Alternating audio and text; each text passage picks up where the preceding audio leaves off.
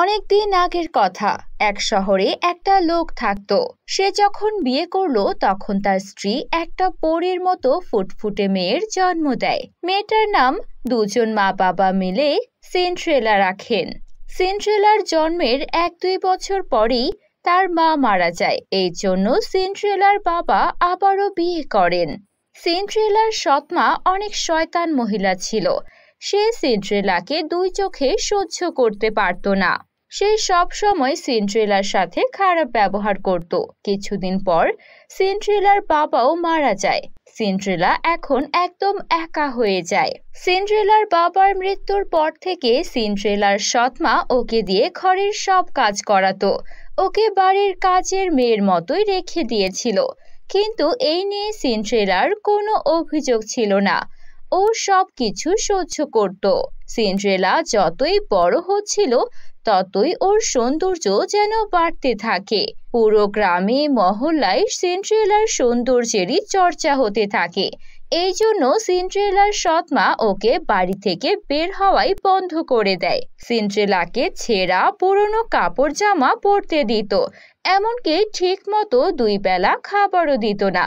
Cinderella শুধু বাড়ির জানলা দিয়ে মানুষদের যাওয়া আসা দেখত। কিন্তু সিন্ড্রেলার এই কষ্ট যেন খুব দ্রুতই শেষ হতে যাচ্ছিল। সেই গ্রামের পাশের রাজ্যের রাজকুমারের জন্মদিন ছিল। রাজা তাই ঘোষণা করেন তার ছেলের জন্মদিনের জন্য পুরো গ্রাম মহল্লার সবাইকে তাদের রাজ্যের রাজমহলে আমন্ত্রণ জানানো হয়েছে। সেখানে সবাইকে সুস্বাদু খাবার খাওয়ানোর সাথে সাথে রাজকুমারের জন্য তার বিয়ের পাত্রীও দেখা হবে। এই জন্য গ্রামের সব মেয়েদের রাজমহলে আমন্ত্রণ করা হয়।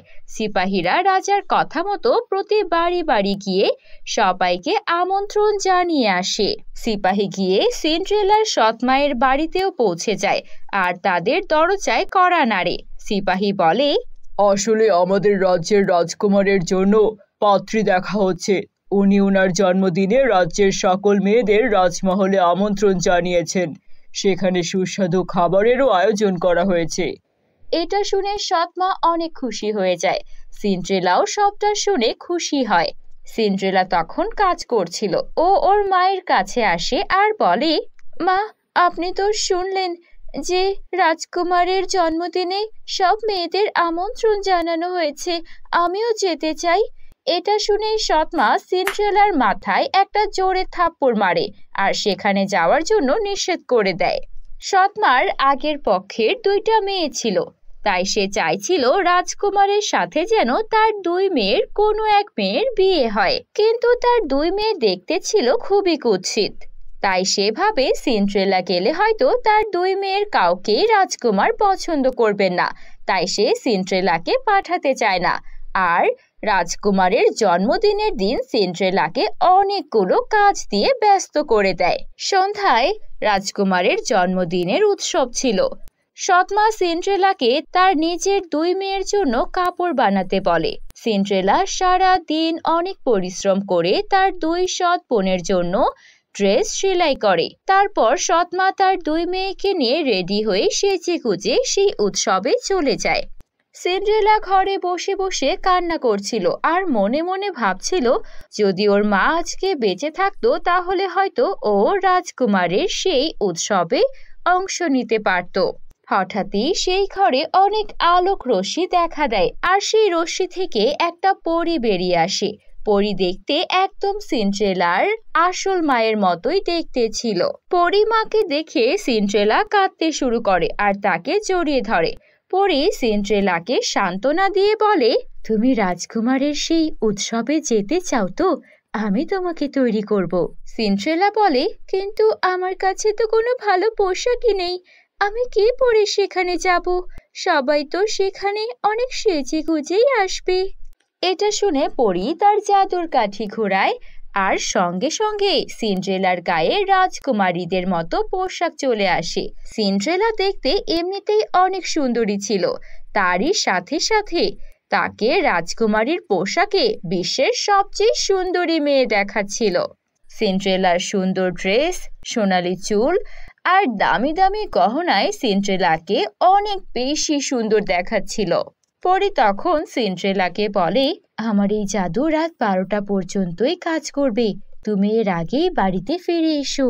পরীর কথা মতো সিন্ড্রেলা সবটা বুঝে ফেলে। তারপর পরি সিন্ড্রেলার জন্য একটা জাদুর গাড়ি তৈরি করে দেয়। সিন্ড্রেলা সেই গাড়িতে চড়ে রাজমহলে পৌঁছে যায়। সিন্ড্রেলা রাজমহলে প্রবেশ করতেই সবাই সিন্ড্রেলাকে দেখে অবাক হয়ে যায়।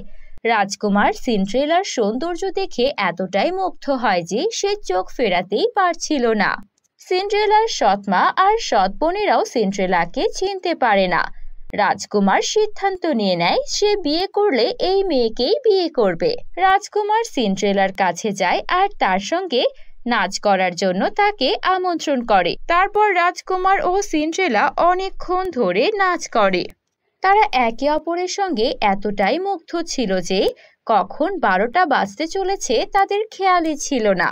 হঠাৎ সিন্ড্রেলা ঘড়ির দিকে তাকায় আরও দেখতে পায় আর কিছুক্ষণ পরেই 12টা বাজবে। তখন সিন্ড্রেলার পরীর কথাগুলো মনে পড়ে যায়। সিন্ড্রেলা দ্রুত রাজকুমারের হাত ছেড়ে সেখান থেকে দৌড়াতে থাকে। রাজকুমারও তার পেছন পেছন দৌড়াচ্ছিল। তাড়াহুড়োতে সিন্ড্রেলার একটা স্যান্ডেল রাজমহলে রয়ে যায়। সিন্ড্রেলা তো সেখান থেকে দৌড়ে পালিয়ে গিয়েছিল, কিন্তু ওর একটা স্যান্ডেল রাজকুমার পরে পায়। রাজকুমারের অনেক দুঃখ হয়। সে সিন্ড্রেলার প্রতি এতটাই মুগ্ধ ছিল যে সে মেয়েটার নামই জিজ্ঞেস করেনি। তাই পরের দিন রাজকুমার সিপাহী নিয়ে স্বয়ং সেই জুতা পরা মেয়েটার খোঁজ করতে থাকে। প্রতিটা বাড়ি বাড়ি গিয়ে সেই জুতা পরিয়ে দেখা হচ্ছিল, কিন্তু কারো পায়ে সেই জুতা হচ্ছিল না। কারো পায়ে সেই জুতাটা অনেক বড় হচ্ছিল, আবার কারো পায়ে অনেক ছোট। তারপর রাজকুমার সিন্ড্রেলার সৎমায়ের বাড়িতে উপস্থিত হয়। সৎমা তার 2 মেয়েকে সেই স্যান্ডেল পরতে দেয়, কিন্তু তাদের 2 সৎ বোনের একজনের পায়েও সেই স্যান্ডেল হচ্ছিল না। তখনই রাজকুমারের নজর যায় ঘরের এক পাশে দাঁড়িয়ে থাকা সহজ সরল আর পুরনো জীর্ণ কাপড় পরা সিন্ড্রেলার ওপর। রাজকুমার তাকেও ডাকে আর সেই জুতো পরতে বলে। সৎমা কিছুই বলে না। সে ভাবে এই জুতা তো সিন্ড্রেলার হতেই পারে না, এই জুতা পরলেও কিছুই হবে না। কিন্তু সিন্ড্রেলা যখনই জুতোটার কাছে যায় আর সেই জুতোটা পরে, সিন্ড্রেলা জুতোটা পায়ে পরতেই ওর পায়ে একদম জুতোটা ঠিকঠাক ভাবে হয়ে যায়। সিন্ড্রেলা অন্য জুতাটাও ওর ঘর থেকে নিয়ে এসে পায়ে পরে নেয়। রাজকুমার তার পছন্দের মেয়েকে খুঁজে পেয়ে অনেক খুশি হয় আর সিন্ড্রেলাকে তার সাথে করে রাজমহলে নিয়ে আসে। তার কিছুদিনের মধ্যেই রাজকুমার সিন্ড্রেলাকে বিয়ে করে ফেলে আর তারা সুখে শান্তিতে থাকতে থাকে। অন্যদিকে সৎমা ও তার মেয়েরা হিংসায় জ্বলে পুড়ে মরতে থাকে। তো বন্ধুরা, তোমাদের কাছে সিন্ড্রেলার গল্পটি কেমন লেগেছে? যদি ভালো লেগে থাকে বন্ধুদের সঙ্গে শেয়ার করতে ভুলো না। আর আমাদের চ্যানেলটিকে সাবস্ক্রাইব করে বেল আইকন অন করে দিও। ধন্যবাদ।